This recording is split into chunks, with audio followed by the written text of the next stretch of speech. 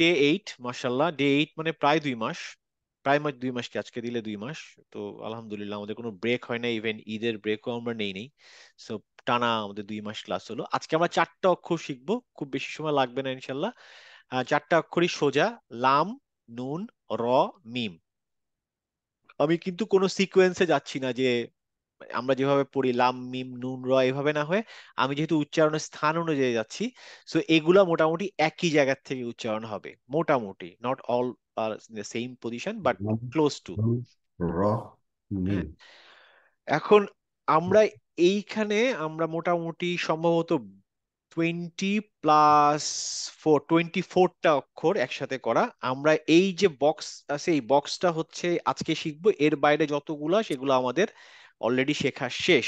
তো আমরা সবগুলাকেই কম বেশি চিনি, কারোর হয়তো টুকটাক কনফিউশন থাকতে পারে, বাট মানে এগুলো আমরা অলরেডি শেষ করে ফেলেছি। এই বক্সের পার্টটা আজকে করব। তো এখন যেহেতু আমরা মোটামুটি পারি, আমি 2-3 মিনিটে একটু কয়েকজনের একটু টেস্ট নেই, দেখি যে কার কি অবস্থা। হ্যাঁ, সাহেব ভাই আপনি বলেন,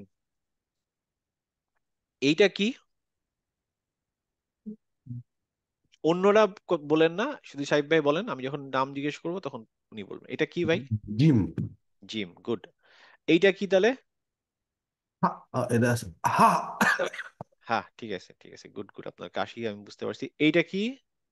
দোয়াত, দোয়াত, আচ্ছা, দোয়াত। দোয়াত এটা না, দোয়াত হচ্ছে এইটা। আমি, ও, হ্যাঁ, এইটা এটা একটু আর একটু বলে দেন তো, আপনাদের ধরেছেন এটা দোয়াত, এটা দোয়াত আর এটা আচ্ছা, আমি এইটার বেলায় বলছিলাম দোয়াত বলি না, আমি বলছিলাম দ। দ। হ্যাঁ, দ। হুম, এই হুম, দয়ের ক্ষেত্রে আমি এটা বলছিলাম যে জিভটা কিন্তু দাঁতে লাগাবেন না, সামনের হ্যাঁ, দাঁতে। হ্যাঁ, দ, হ্যাঁ, দ, দ। ওয়ালা দলিন। ঠিক দাঁত আছে। আছে জিভে, জিভে জিহ্বা দাঁতে টাচ করবে দ। না না, করবে না। এটা এটা এটার ক্ষেত্রে দ, জিহ্বা দ। দাঁতে টাচ করবে ও, না। বেরোয় যাবে, বেরোয় যাবে। বের হয়েও যাবে না, ভিতরের দিকে ধরে রাখবে। জিভটা দাঁতের দ, যাওয়ার আগ দ, মুহূর্তে আটকে ধরবে, ধরে দ, দ এরকম করবে। দ। হ্যাঁ, জিভটা দাঁতের থেকে বের হয়ে যাবে না, জিভটা দাঁতের ভিতরে, মুখের ভিতরে থাকবে।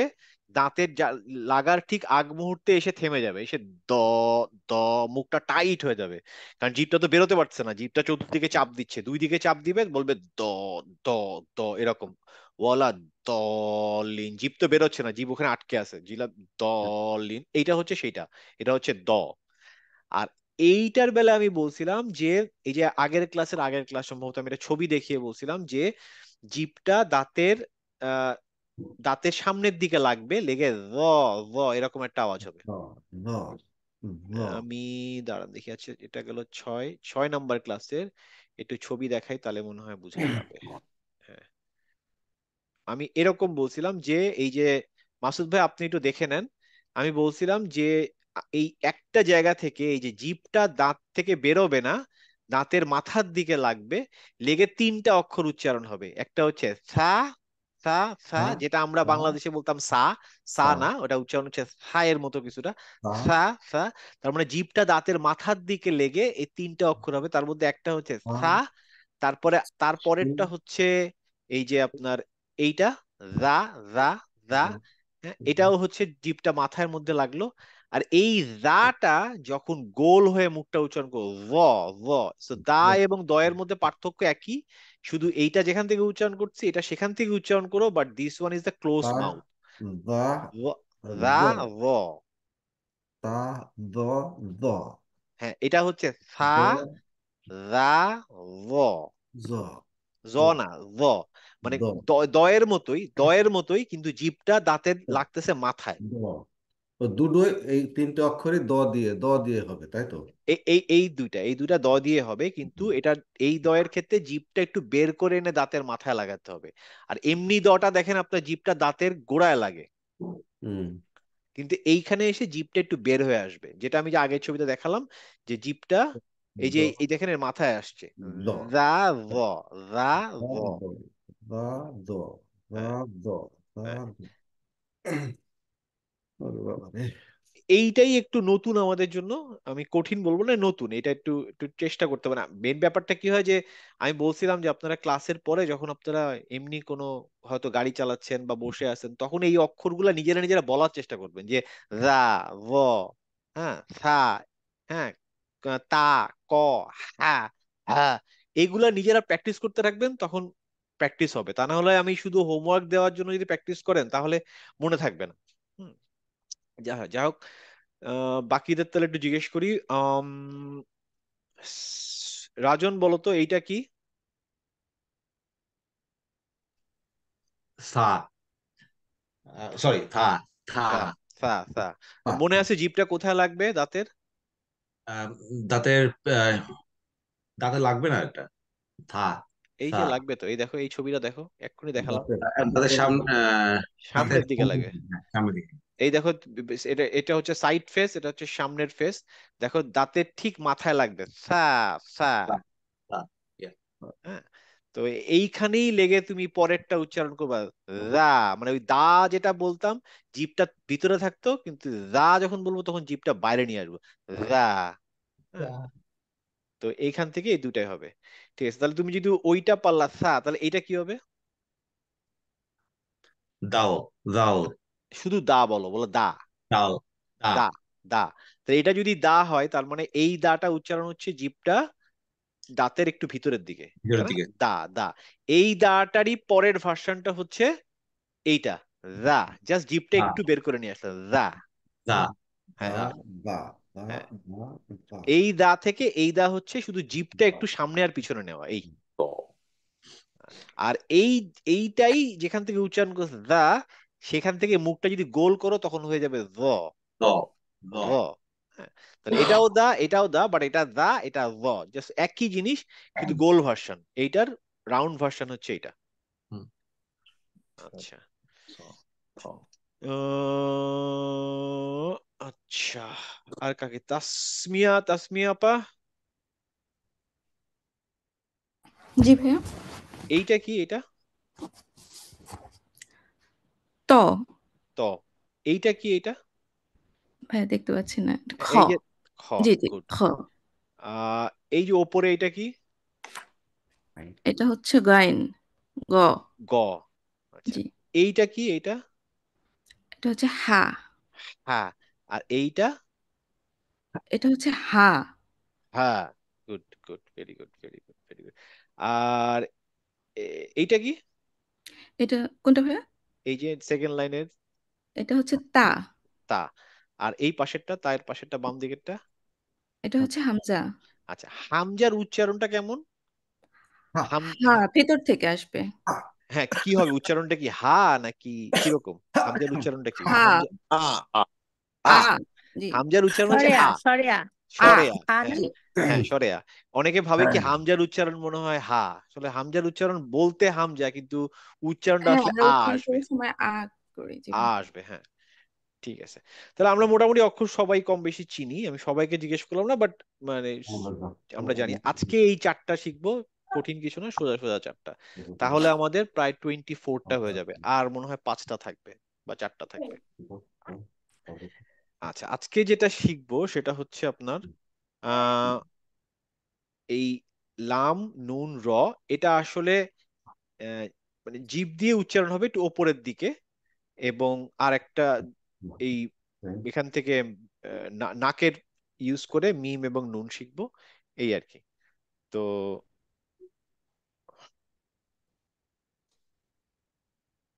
একটু দেখে রাখি যে এই জায়গা থেকে উচ্চারণটা হবে। এবার আমি যাই। আচ্ছা, লাম, এটা আমরা জানি লামটা কঠিন কিছু না, ইজি। যেহেতু আমাদের বাংলা ভাষাতেও ল আছে, ইংলিশেও এল আছে, উচ্চারণ ডিফারেন্ট কিছু না।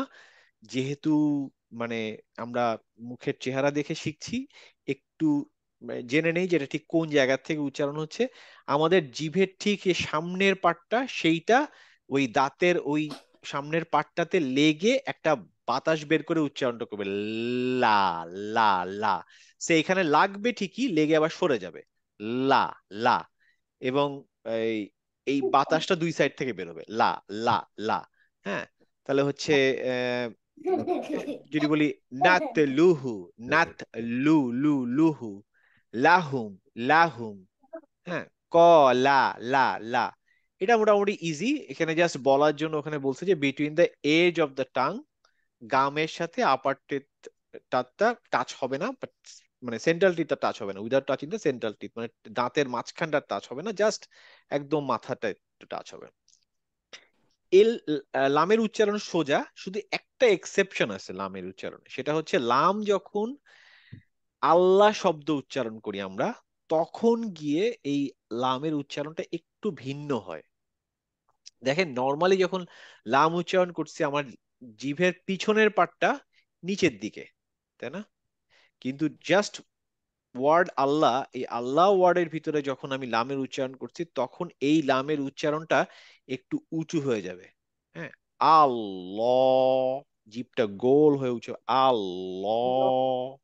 হ্যাঁ, এটা শুধুমাত্র হচ্ছে ওয়ার্ড আল্লাহর ভিতরে। বাট এছাড়া শব্দ আছে যত শব্দ আছে সেটার ভিতরে যখন লাম থাকে, তখন সে লামের ভিতরে আমরা উচ্চারণ নর্মাল যেভাবে লা করি সেভাবেই করব। আবার আল্লাহ ওয়ার্ডের ভিতরে সব সময় যে আল্লাহ হবে এরকমও না, একটু রুলসগত ব্যাপার আছে, সেটা আমরা যখন শিখবো তখন আরো জানবো যে কখন আল্লাহ হয়, কখন আল্লাহ হয়। যেমন ধরেন আমি যদি বলি আম, বিসমিল্লাহ, হ্যাঁ, বিসমিল্লাহ, তো বিসমিল্লাহ আমি কিন্তু বলি না বিসমিল্লাহ, এটা বলি নাই। হ্যাঁ, আম, কিন্তু আমি যদি বলি রহমাতুল্লাহ, হ্যাঁ, রাহমাতুল্লাহ, তুল্লাহ, হ্যাঁ, তো রাহমাতুল্লাহ হলো কিন্তু বিসমিল্লাহ হলো। কেন দুইটা দুই রকম হলো, এটার একটা কারণ আছে, সেইটা কারণটা আমরা পরে শিখবো, এটা এখন জানার দরকার নেই। বাট এটা জেনে রাখেন যে শুধুমাত্র লামের উচ্চারণটা এই আল্লাহ ওয়ার্ডের ভিতরে একটু ভিন্ন হয়, একটু একটু মোটা হয়, এছাড়া সব জায়গায় লামের উচ্চারণ একই রকম থাকে। এবং লাম দেখতে এরকম, এবং আজকে থেকে যেহেতু লাম ইনক্লুড হবে, অনেকে কনফিউজ হতে পারেন। যেমন এই যে লাম দেখে অনেকে মনে করে যে এখানে হয়তো আলিফ, এই শব্দের মাঝখানে লাম দেখলে অনেকে কনফিউজ হয়ে যেতে পারেন। এই যে নিচে দেখেন একটা এক্সাম্পল দেওয়া আছে, যারা দেখতে পাচ্ছেন দেখেন, এই যে নুন, তা, তারপরে লাম, তারপরে ওয়াও, তারপরে হা, এই লামকে অনেকে আলিফ মনে করে। এখন আবার এখানে দেখেন কফ, কফের পরে এটা কিন্তু আলিফ, তারপরে লাম, দেখা যাচ্ছে? আনমিউট করে আমার সাথে কথা বলতে পারেন। জি যাচ্ছে। আচ্ছা, তাহলে এই যে এইখানে এইটা হচ্ছে আলিফ, কফের পরে এটা হচ্ছে আলিফ। হ্যাঁ, আর এই যে এইখানে এটা কিন্তু আলিফ না, তারপরে এটা হচ্ছে লাম। এখন এটা বোঝার উপায় কি, এই দুইটার ভিতরে কোনটা লাম কোনটা আলিফ? জাহিদ ভাই বলেন তো দেখি, কি দেখে আপনি বুঝবেন যে এইটা হচ্ছে আলিফ আর এইটা হচ্ছে লাম? আলিফটা তো লেফট থেকে ইয়ে হয়, আর লামটা তো মনে করেন উম, লামটা তো মানে বাম সাইডে লোক কার্ভ হয়ে যায়। হচ্ছে, বলেন আবার বলেন, লেফট থেকে কি হয় আরেকটু আলিফটা বুঝায় বলেন। যেমন, আলিফটা হলো রাইট সাইড থেকে, রাইট সাইডের সাথে অ্যাটাচড হয় না, লেফট সাইড থেকে আলিফটা অ্যাটাচড হয়। উল্টা বললেন মনে হয়, রাইট রাইট সাইডে। সাইড থেকে অ্যাটাচ আমি হয়, লেফট সাইডে সরি, অ্যাটাচ হয় ইয়েস। না আলিফ। ফাজ হ্যাঁ, ভাই, হ্যাঁ হ্যাঁ, হ্যাঁ। রাইট সাইড থেকে, ইয়েস এক্স্যাক্টলি, আমি লেফট বলছি। আচ্ছা, হ্যাঁ। আরেকটা কি বললেন, আরেকটা কি বললেন, একটা হচ্ছে হয়, আর লামের ক্ষেত্রে কি বললেন? আর লেফট সাইড। লাম, লামটা যেমন মনে করেন একটু কার্ভ আছে লাস্টের দিকে এসে। আচ্ছা, হ্যাঁ, আপনি হ্যাঁ। বলছেন একটু কার্ভ আছে, হ্যাঁ। মানে হুম, এই জিনিসটা মনে রাখার সবচেয়ে উপায় হচ্ছে যে আলিফ শুধু এক সাইড থেকে টাচ হয়, সেটা হচ্ছে ডান দিক থেকে। লাম বোথ সাইডে হতে পারে, হতে পারে। এদিকে হতে পারে এদিকে হতে পারে, সো যেহেতু এ বোথ সাইডে হয়, এ অবশ্যই লাম। হ্যাঁ, আর একটা বোঝার উপায় হচ্ছে, যেটা আমি আগে একদম প্রথম দিন বলছিলাম, যে আলিফের উপরে কখনো কোনো হারাকা থাকে না। হারাকা মানে কি? যে জেড জোর। জের জবর পেশ থাকে না, তাই না? তো দেখেন এখানে কলা, এইটার, এটা যে কফের পরে এই যে এইটা, এটার উপর কোনো হারাকা আছে? না। কিন্তু এখানে দেখেন হারাকা আছে। তো এটা একটা মোটামুটি ইজি ওয়ে, ফার্স্টেই যদি আমি পেয়ে যাই যে এর উপর হারাকা নাই, মোস্ট কেসেস সেটা হচ্ছে আলিফ। মানে একদম চোখের তাড়াতাড়ি হয়তো পড়তেছেন, পট করে চোখের ভুল, দেখবেন যে হারাকা নাই, তার মানে এই বেটা লাম না, হ্যাঁ, এটা আলিফ। তারপরও হ্যাঁ হতে পারে হারাকা না থাকলে আর মানে হচ্ছে ওটা সকুন, সেই হিসেবে এটা লাম, ওটা হতে পারে, বাট ওটা চান্সেস কম। লামে মোটামুটি একটা হারাকা দিয়ে দেয় যাতে পড়তে সুবিধা হয়। যেমন এইখানে শুধুমাত্র লামের উপরে হারাকা থাকে না, যেমন ধর আল্লাহ, আল্লাহ ওয়ার্ডের ভিতরে প্রথমে যে লাম, এটার উপরে কোনো হারাকা নাই, তাই না? এখন এই লামের উপরে যেহেতু হারাকা নাই, এই তখন দেখতে হবে যে ও আচ্ছা, লামের উপর হারাকা নাই, কিন্তু এ তো আবার বাম দিকে মিলছে, বাম দিকে মিললে তো এটা আলিফ না। জি তার মানে এইভাবে আমরা বুঝে যাব। ঠিক আছে, আর কেউ কিছু বলছিলেন মনে হয়, মুশারফ ভাই বা অন্য কেউ একটা কিছু বলছিলেন। আমি আমি মানে সিম্পল ওয়েতে যেটা যেটা ফলো করি সেটা হচ্ছে যে লাম বাম দিক থেকে এবং ডান দিক থেকে যুক্ত থাকে, কিন্তু আলিফ শুধু একদিক থেকে যুক্ত থাকে, অন্য দিকে যুক্ত থাকে না। মানে এল শেপ হলে এটা আলিফ, হুম। কিন্তু বাম দিক থেকে কোনো যুক্ত কিছু থাকতে পারবে না, তাহলে এটা লাম হয়ে যায়। হ্যাঁ মাঝখানে ওয়ার্ড, মাঝখানের ক্ষেত্রে আর কি। হ্যাঁ হ্যাঁ হ্যাঁ, ঠিক আছে, ওই যে যেভাবে মনে রাখে নাকি, সমস্যা আপনারটাও ঠিক আছে, হ্যাঁ অসুবিধা নেই। ঠিক আছে, তাহলে এখন লাম বুঝলাম। এরপরে চলে যায় হচ্ছে নুন। নুনটা আমরা সবাই পারি উচ্চারণ করতে। নুনের উচ্চারণটা হচ্ছে অ- অনেকটা নেজাল, বাট শুধু নেজাল না। আমার জিভটা এই দাঁতের এই কোণায় লাগবে, কিন্তু সাউন্ডটা বের হয়ে যাওয়ার সময় নাক দিয়ে বের হবে। দেখেন এখানে সাউন্ডটা বের হচ্ছে, নাক দিয়ে বের হয়ে যাচ্ছে। তাহলে হচ্ছে নাস, আন্নাস, ফির আউন, ফির আউন ন দিয়ে।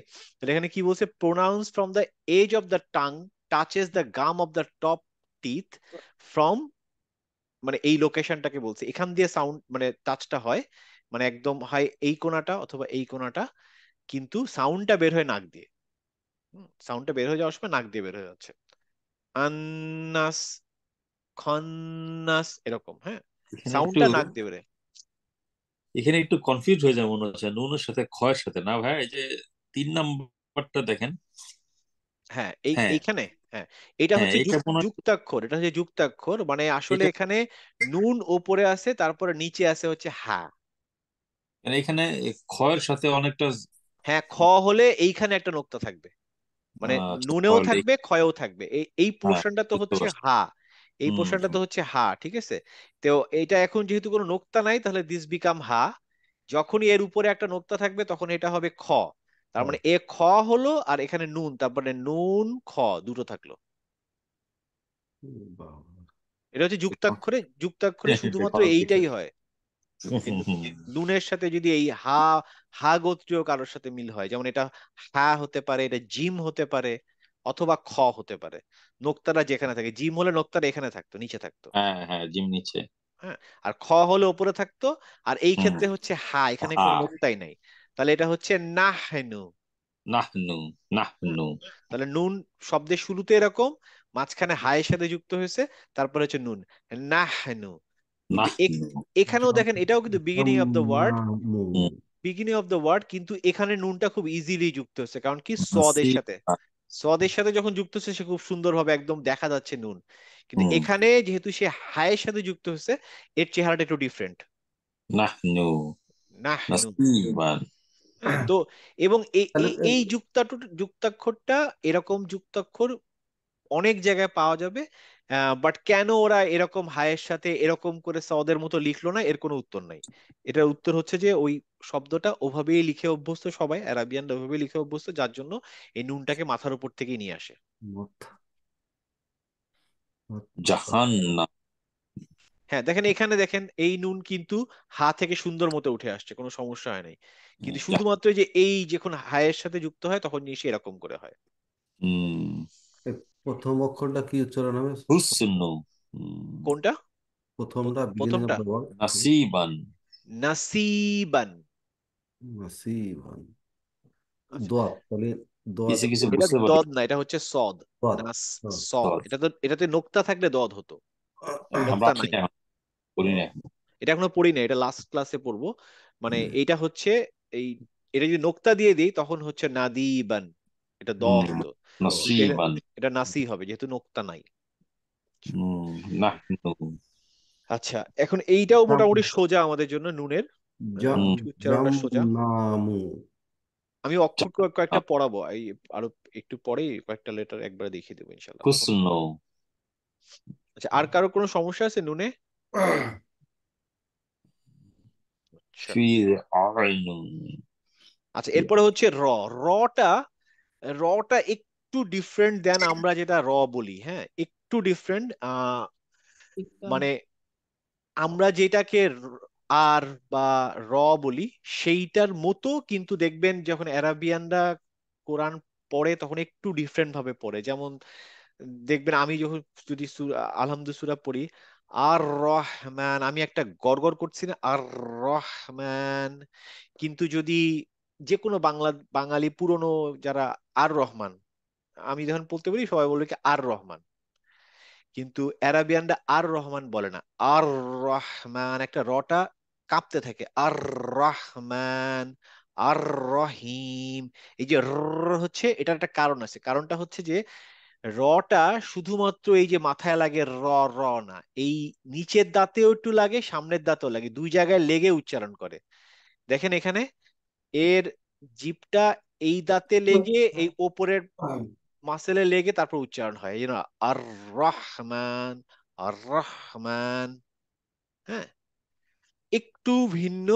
যেটা আমরা ডাইরেক্ট যেটা বলি, আমরা যদি যখন বলি তখন আমাদের দাঁতে লাগে র র জাস্ট একটু টাচ খায় নিচের দাঁতে, ওপরে কিন্তু তালুতে বাড়ি খায় না, তাই না? আমরা যদি বলি, আমি যদি বলি ধরেন বাংলা যদি আমরা বলি হচ্ছে আহ রহিম, র র হ্যাঁ, এক জায়গায় বাড়ি খায় শুধু ওপরে, রহিম।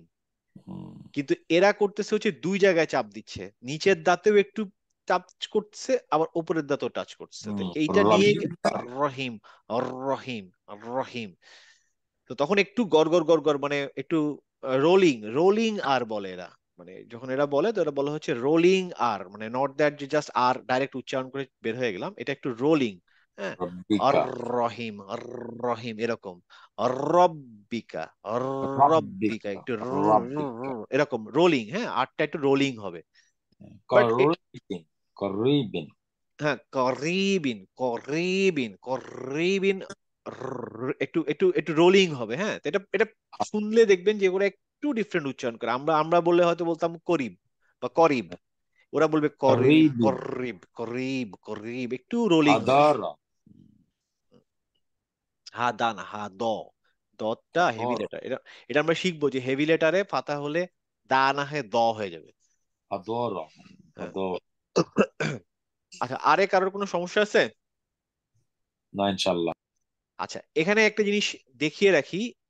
এই দেখেন হা, দা, র, এই র, আহ, আমি এর আগে বলছিলাম যে কিছু কিছু অক্ষর লাইন থেকে নিচে নেমে যায়। দেখেন হচ্ছে লাইন থেকে নিচে নেমে যাচ্ছে, তাই না? এই যে এখানে কফ, কফ থেকে রটা লাইন থেকে নিচে না, এটাই হচ্ছে র মনে রাখার হ্যাঁ, ডিফারেন্সটা, হ্যাঁ। হ্যাঁ, ডিফারেন্সটা মনে রাখা। কারণ এটা অনেকে যখন আমাকে হোমওয়ার্ক দেন তখন আমি দেখছি যে আপনারা দাল, দা যেটা সেটা এরকম র এর মতো করে লেখেন। তো মানে আমার বুঝতে সমস্যা হচ্ছে না, আমি বুঝতেছি আপনি ডালই লিখতে গেছেন, লিখতে গিয়ে আপনি রাওয়ের মতো লিখছেন। বাট মনে রাখতে হবে যে রটা হচ্ছে একটু এই নর্মাল অক্ষর থেকে নিচের দিকে থাকে, যার জন্য দেখেন এই যে এখানে লিখছে ডান দিক থেকে এসে জিনিসটা নিচে নেমে গেছে, এই লাইন কিন্তু এই বরাবর, তাই না? এই বরাবর হচ্ছে লাইন, কিন্তু নিচে নেমে গেছে। সেম ভাবে এখানেও তাই, এখান থেকে এসে নিচে নেমে গেছে। কিন্তু আমরা যদি দাল যখন দেখলাম, দাল, হ্যাঁ, এই দা, দা কিন্তু ওপরের দিকে, তাই না? এই যে আমরা এর আগে দা বা দা, এর আগের দিন যেটা দেখলাম, এই যে এখানে দেখি, এই দেখেন এইখানে দাটা দেখতে পাচ্ছেন? দেখেন দাটা কিন্তু লাইন থেকে ওপরে, তাই না? এই যে এক্সাম্পল দেখেন, তাই না? লাইন থেকে ওপরে না? এই যে হা বা দা হা বা, এই দা, জাহাবা। দা, দা, এটাও দায়ের উচ্চারণ হবে, দা হা বা। এই দাটা কিন্তু লাইন থেকে ওপরে, মানে লাইনের ওপরের দিকে আছে, লাইনের নিচের দিকে নাই, তাই না? তো এই হুম। একই জিনিস যখন নিচের দিকে চলে আসে তখন একটু শুয়ে পড়ে, হুম। একটু শুয়ে পড়ে সেটা রা আর যা হয়। যা আমরা এখনো শিখি নাই, বাট মনে রাখতে হবে যে এইটা লাইন থেকে একটু ওপরে। যেমন এই যে এখানে এক্সাম্পল দেখেন আউযু, আউযু দেখেন ওপরে কিন্তু, আর এই জিনিসটা এইখানে নিচে। তো এটা মনে রাখতে হবে যে কনফিউজ যেন না হয়। যেমন এখানে দা, দা হচ্ছে ওপরে আর হচ্ছে নিচে। তার মানে এই এই হচ্ছে নিচের দিকে থাকবে, যেমন ওয়াও যেমন নিচের দিকে থাকে, ওয়াও কিন্তু উপরের দিকে থাকে না।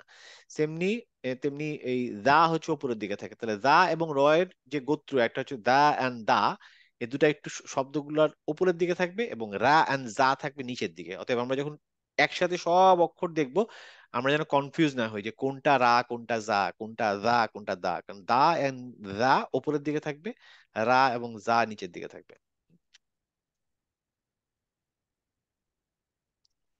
মোটামুটি ক্লিয়ার এই পর্যন্ত?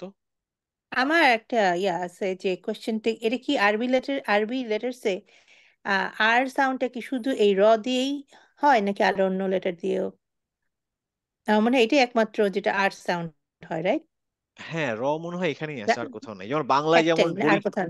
হ্যাঁ, বাংলায় যেমন এরকম আছে বয়শূন্য র, বয়শূন্য ডয়শূন্য র, হ্যাঁ না, ধয়শূন্য র, হ্যাঁ র আমি যতদূর জানি একটাই, র একটাই আছে। একটাই না? হ্যাঁ আচ্ছা, এটা কি র এর উপর যদি জবর হয়, মানে হ্যাঁ, ওর উপর যদি কোনো ইয়া থাকে, এটা কি র হবে না রা হবে? র হবে। এগুলো আমরা শিখবো র হবে পরে। না? হ্যাঁ, এটা আমরা শিখবো আচ্ছা, আরো 2-3টা ক্লাস র পরে। র হবে, যার জন্য আমি কিন্তু বারবার এটাকে রা না বলে র বলতেছি, যাতে আমরা মনে র, রাখি। যেমন আচ্ছা আচ্ছা আচ্ছা। যেমন আমরা যেমন খ শিখছিলাম না, খ, জিম হা, খ। হ্যাঁ, আমি বলছিলাম খ, আমরা কিন্তু খা বলি নাই। হ্যাঁ, তারপরে যেমন আমি এই যে আচ্ছা একটু আচ্ছা, আগে হ্যাঁ। সাইফ ভাই জিজ্ঞেস করলে, এটা হচ্ছে দদ, আমি বললাম দদ না দ। হ্যাঁ, দ শিখতে বললাম। তো এই যেই সব হুম, অক্ষরগুলো এরকমই গোল করে উচ্চারণ করছি, র, খ, দ, তারপরে হচ্ছে স, হ্যাঁ, এগুলা আসলে যখন ওপরে জবর আসবে ফাথা, তখন সেটা আ উচ্চারণ না হয়ে অ হয়ে যাবে। তো এরকম হচ্ছে, আচ্ছা। যেরকম যে রব্বিল আলামিন, আমি বলবো না রাব্বিল আলামিন। হ্যাঁ, যেমন আহ, রাদি আল্লাহু আনহু আমরা বলি, এটা কি রদি আল্লাহু রদি আনহু হবে? আল্লাহু আনহু হবে। রদি আল্লাহ, আচ্ছা, র, same letter, right? Same letter, কিন্তু যখনই ওপরে হ্যাঁ, জবর হয়ে যাবে তখন রা না হয়ে র হয়ে যাবে। রদি আল্লাহ, আচ্ছা, হ্যাঁ আমরা তো আবার রাদি আল্লাহ বলতাম। হ্যাঁ, যে কোনো হেভি লেটার, ওগুলোকে বলে হেভি লেটার, লাইট লেটার। আমরা শিখবো যে এখান থেকে 6টা বা 7টা অক্ষর আছে যেগুলোকে আমাদের মুখস্থ করে ফেলতে হবে, যে এই 28টা বা 29টার ভিতরে 6টা বা 7টা অক্ষর যখন আমরা ইউজ করব তখন একটু ভিন্ন উচ্চারণ হবে। আহ এটার উপরে হারাকার উপরে বেস করে, মানে ওপরে কি আছে, জবর থাকলে একরকম উচ্চারণ হবে, জবর ছাড়া একরকম উচ্চারণ। এটা শুধুমাত্র 6টা কি 7টা, এটা আমরা পড়তে পড়তে জেনে যাবো। যেমন আজকে লামে শিখলাম যে লাম যদি আল্লাহ শব্দের ভিতরে হয় তখন সেটা আল্লাহ না হয়ে আল্লাহ হয়ে যাচ্ছে। হারাকা হারাকা হচ্ছে কি এই 6টা অক্ষরের উপরে হবে? হ্যাঁ, যেমন হারাকা মানে হচ্ছে যে জেড জবর, জের জবর পেশ, হ্যাঁ। এটাকে হচ্ছে হারাকা বলে। তো এই হারাকা যদি ওই 6টা অক্ষরের উপরে হয় তখন তার উচ্চারণটা একটু ভিন্ন হবে। আচ্ছা। হ্যাঁ, তার মধ্যে এই যেমন এই আজকে র এর একটা জেনে নিলাম, সেটা হচ্ছে র এর উপরে যদি জবর হয় তখন হুম। উচ্চারণটা র হবে, র কিন্তু কিন্তু যদি রব্বিল আহ, জবর না হয়ে জের হয় তখন সবই ঠিক থাকবে, রি রি। হ্যাঁ, রি রি রি রি, রিতে কোনো সমস্যা নেই, রুতে কোনো সমস্যা নেই, শুধুমাত্র জবরের ক্ষেত্রে উচ্চারণটা একটু বদলে যাবে। এগুলো আমরা শিখবো, জাস্ট এখন হেডস আপ দিচ্ছি, বাট এখন এটা মাথায় নেওয়ার দরকার নেই। জাস্ট মনে রাখেন যে উচ্চারণ কিছুটা পরিবর্তন হবে আর একটা কারণে, সেটা হচ্ছে হেভি লেটার লাইট লেটার। আমরা নেক্সট ক্লাস অথবা তার পরের ক্লাসে হেভি লেটার লাইট লেটার শিখবো, যে 6টা অক্ষর থাকবে যেগুলো আসলে লেটারগত ভাবে তাদেরকে আমরা হেভি বলবো, তারা হেভি হলে তাদের উচ্চারণটা সামান্য আলাদা হবে, যেটা আমরা জানি তার থেকে একটু আলাদা হবে, এই এই পার্থক্য। এছাড়া র আমরা জানি যা তাই উচ্চারণ করব, শুধু র এর ক্ষেত্রে মনে রাখতে হবে একটু রোলিং র, মানে রোলিং র। হ্যাঁ, আর রহমান, রব্বিল, রব্বিল, হ্যাঁ, কোরআন, হ্যাঁ, করিম, এই করিম, হ্যাঁ, একটু একটু মানে এ হবে আর কি, রোল হবে। এটা হচ্ছে র। র এর পরে হচ্ছে মিম। মিম, এটা আমরা জানি আমাদের উচ্চারণের সময় আমাদের এই জিভটা নিচের দাঁতে লেগে মিম ঠোঁটে লাগবে, ঠোঁটের নিচের ঠোঁটটা লাগবে, মিম, মিম, এরকম করে একটা উচ্চারণ হবে। এটাও আমরা জানি ম এর উচ্চারণ, ইংলিশতে এম, সেম উচ্চারণ। মানে এটা নতুন কিছু না, ওই জাস্ট সাউন্ডটা নাক দিয়ে বের হয়ে যাবে, মিম। হুম। এই মিমের চেহারাটা একটু খেয়াল রাখতে হবে, মিমটা অনেকে আয়নের সাথে কনফিউজ হয়ে যায়। এই যে মিম এবং আয়ন, মনে রাখতে হবে আয়নের ভিতরটা ম্যাক্সিমাম সময় এরকম ডার্ক থাকে আর মিমটা খালি থাকে। হ্যাঁ, তো ওই যে মিম এবং আয়নের মধ্যে কনফিউশন হওয়া যাবে না, বা এই যে হা, হা, মিম, আয়ন, এগুলো অনেকে মিলিয়ে ফেলে। হ্যাঁ, তো দেখতে দেখতে দেখতে দেখতে আমরা যে হোমওয়ার্কটার কথা বারবার বলছি না, যে এই হোমওয়ার্কটা করেন, এই হোমওয়ার্কটা করেন, কারণ ওই হোমওয়ার্কটা করতে গেলে এইটা আসলে আমাদের প্র্যাকটিস হবে, যে এটা আপনি একবার আইন লিখে পাঠাবেন, একবার মিম লিখে পাঠাবেন, আমি বারবার ধরবো, আপনি তো দেখবেন যে কি ভুল হলো। এভাবে করে ইনশাল্লাহ আমরা পেরে যাব। মিমেও আমার ধারণা সমস্যা হওয়ার কথা না। আমি কুইকলি শব্দগুলা একটু পড়ে দিই। হুম। যেটুকু পড়লাম এর মধ্যে কারোর কোনো সমস্যা ছিল বুঝতে? না, সব সুন্দর হয়েছে, থ্যাংক ইউ। ওকে, আহ আমি একবার পড়ে দিই লামের, তারপরে সবাই একসাথে পড়েন। হ্যাঁ, লাম দিয়ে আমি এখানে 4টা শব্দ দিচ্ছি, আপনারা যারা যারা আমার সাথে প্র্যাকটিস করতে চান আনমিউট করেন, আমি আগে পুরা শব্দটা পড়ে ফেলি, তারপরে আপনারা একটা একটা করে উচ্চারণ করে আমার সাথে। হ্যাঁ, লাম দিয়ে প্রথম যেটা আছে আমরা এটা জানি, আল আলামিন। লামের উচ্চারণ ক্লিয়ার, আল আলামিন। হ্যাঁ, আচ্ছা। আল কুরআন, এটা লামের উপরে সুকুন আছে জন্য আল, আল কুরআন। আলাইহিম উনজিলা। আচ্ছা, আমার সাথে বলেন সবাই, আনমিউট করেন, আমি পড়বো, জাস্ট রিপিট আফটার মি। হ্যাঁ, আচ্ছা। আল আলামিন العالمين আল কুরআন القرآن আলাইহিম عليهم উনজিলা।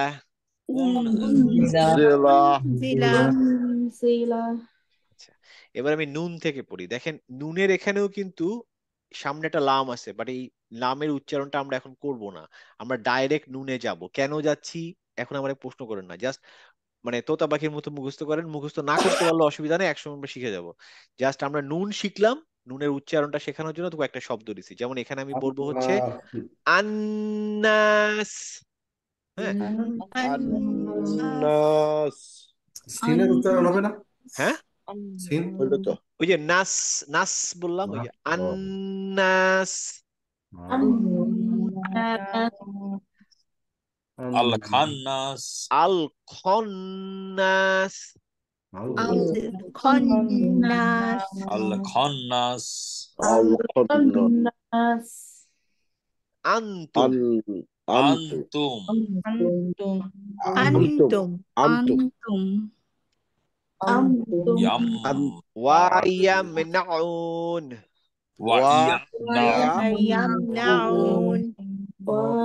يمنعون আচ্ছা, আমি আবার পড়ি, আমি আগে পড়ে নেই।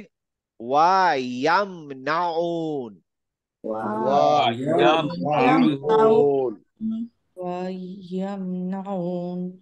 ويمنعون হ্যাঁ, ঠিক আছে, good. আচ্ছা, এবার র দিয়ে পড়ি। রতে আমি যেটা বলছিলাম একটু রোলিং হবে রটা, রব্বু। রব্বু رب না, রা না, رب না, রা হয়ে যাচ্ছে, র হবে, শুধু আকার টাকার নাই, রব্বু। رب আর রহমান الرحمن রব্বিকুমা।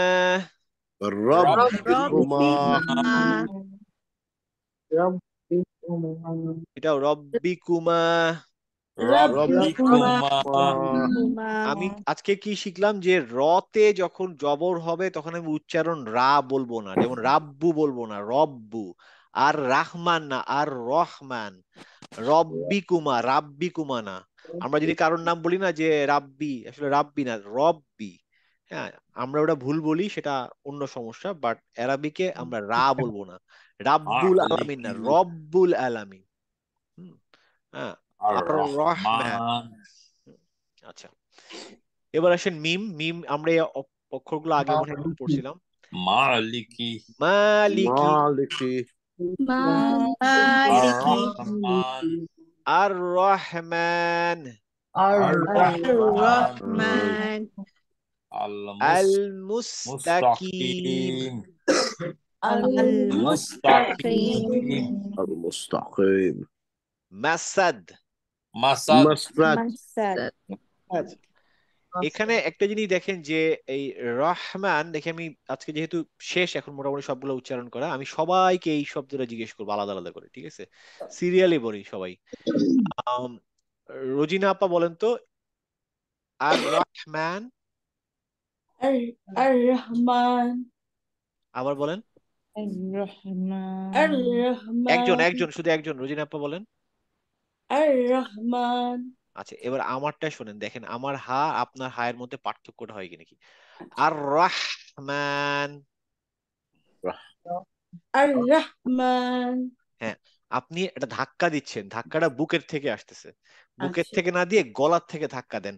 আর রহমান। Ar-Rahman. হ্যাঁ, বেটার। Ar-Rahman. আচ্ছা, মাসুদ ভাই বলেন তো, আর রহমান। আর-রহমান। হ্যাঁ, গলার থেকে ধাক্কা দিতে হবে, রহ রহমান। আর-রহমান। গুড, ভালো হয়েছে। শামীমা আপা বলেন তো, আর রহমান। Ar-Rahman. পারফেক্ট, খুব সুন্দর হয়েছে, গুড। মুশারফ ভাই বলেন, রহমান। আর Rahman. Very good, very good. Riti বলো তো, আর-রহমান। আবার বলো। Ar-Rahman. Good good, very good. Sadia বলো তো। Ar-Rahman. গুড। রাজন বলো। আর রহমান। না, তোমার হটা ভিতরে চলে গেছে, তুমি গলায় ধাক্কা দাও, বুকে না। আর রহমান। আর রহমান। মুহাম্মদ। Muhammad. মুহাম্মদ। আলহামদুলিল্লাহ। Alhamdulillah. আলহামদুলিল্লাহ। হ্যাঁ, এইবার ঠিক আছে। আল্লাহ, হা হা, নট আলহামদুলিল্লাহ, হা না, আলহামদুলিল্লাহ। হ্যাঁ, দেখবো ওই যে অ্যারাবিয়ানরা যখন কোনো ছেলের ডাকে, এই আহমেদ আহমেদ, ওরা কিন্তু বলে না আহমেদ আহমেদ, আহমেদ বলে না, কিন্তু বলে আহমেদ। হ্যাঁ, আহমেদ, তা আহমেদ, মুহাম্মদ, আর রহমান, সব ওই হা হা হা, হা মাঝখান থেকে আসবে। ঠিক আছে। আম, সাইদ ইমতিয়াজ ভাই, আর-রহমান। আরেকবার। আর-রহমান।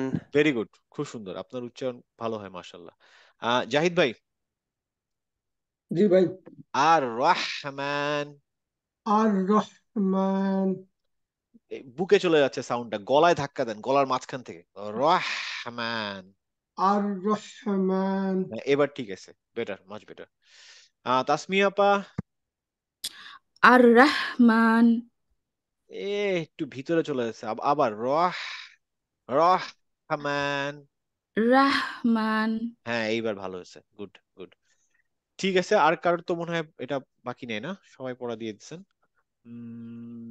ফাইজা আপা মনে হয় রাস্তায়, এই জন্য ওনাকে আর জিজ্ঞেস করলাম না, বাকি সবার হয়ে গেছে পড়া। আজকে এ পর্যন্ত, ইনশাল্লাহ আমি হোমওয়ার্কটা পাঠিয়ে দিব, হোমওয়ার্কটা এখন আমি দাঁড় করাইনি, এটা এখনো দিয়ে ইনশাল্লাহ পাঠিয়ে দিব। এমনি আর কারোর কোনো কোশ্চেন ছিল আজকের পড়াতে বা ওভারঅল?